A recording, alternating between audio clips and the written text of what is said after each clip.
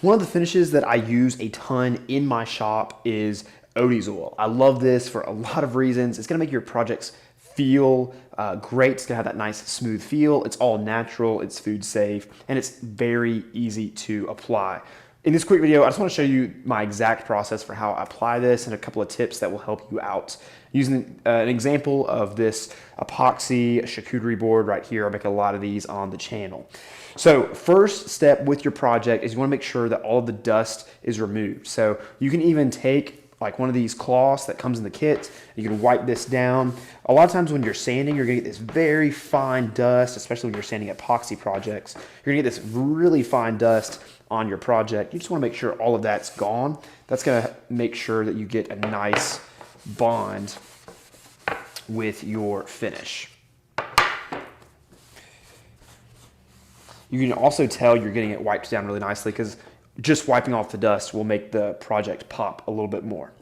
Then you're gonna open up your Odie's oil. Now these come in 9-ounce jars. And when I was first getting started with Odie's oil, I was always very skeptical because it's just not a lot. It's 9 ounces is not a lot of finish. So I was thinking I was always gonna be having to buy this. I promise you a little bit of Odie's oil goes a long way. Whenever I get this ready for a new project, I'm gonna give it a stir. Then I'm going to take my popsicle stick that comes in the starter kit, and I'm actually going to work the finish not onto the board, but I'm going to work it into this applicator pad. So I usually work in a corner, and I just take the tongue of that popsicle stick and I'm working it in. I'm using some circular motions here. I'm working that Odie's oil into the pad. Don't just wipe it on there, actually work it deep into that pad. I'm putting a little bit of pressure into the pad with my popsicle stick. I'm using circles. And after about 2 or 3 applications of that, I'm gonna set this to the side and I'm gonna put this other side down and work this into the project. Same thing, lots of elbow grease, lots of circles. So I usually just start in a corner. And like I said, a little bit of this Odie's oil will go a really long way.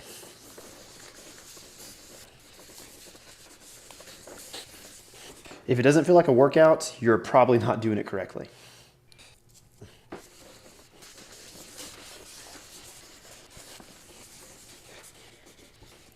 Now, at this point of the process, you're gonna see some residue on top of your board. Even after you've worked it in, you're gonna see some kind of swirl marks. That's totally okay. We're gonna leave this, let this sit for about 30 to 45 minutes, and then we're gonna come back and we're gonna get rid of that. But don't be alarmed if it feels kind of slimy on top of the charcuterie board or on top of your project. That's okay. That's normal for this stage of the process. Quick note about Odie's oil while this is curing, it is a single coat finish. This is another reason why I love this. You just saw me put on the first coat of Odie's oil. It's super quick, super easy. And after that first coat, really for most applications, that is all you're going to need. We're gonna buff this off, and then I recommend letting it just sit or kind of cure for an additional 24 hours before, in this case, using the charcuterie board. But after that, it's ready to go. If you're trying to make money woodworking, getting projects finished quickly is super important. So I love that this is a single coat finish. All right, we're gonna wait another 30 minutes or so and then buff this off. It's been about 30, 45 minutes, and so we are ready to buff this out. I'm gonna remove this from my little finishing triangles right here. It's the same thing as when you're applying the oil. We're gonna use circular motions to buff this out. I'm using a clean cloth that came with the Odie's oil starter kit. And just like when you apply the oil right here, we're using elbow grease. Even in this step of the process, you can kind of work the oil in, but you're also buffing it out.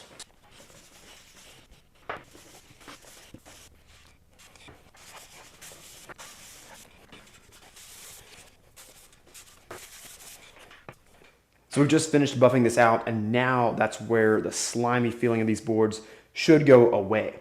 A rule of thumb that I use is you should be able to drag a couple of fingers across your project without it feeling sticky or without feeling any kind of resistance.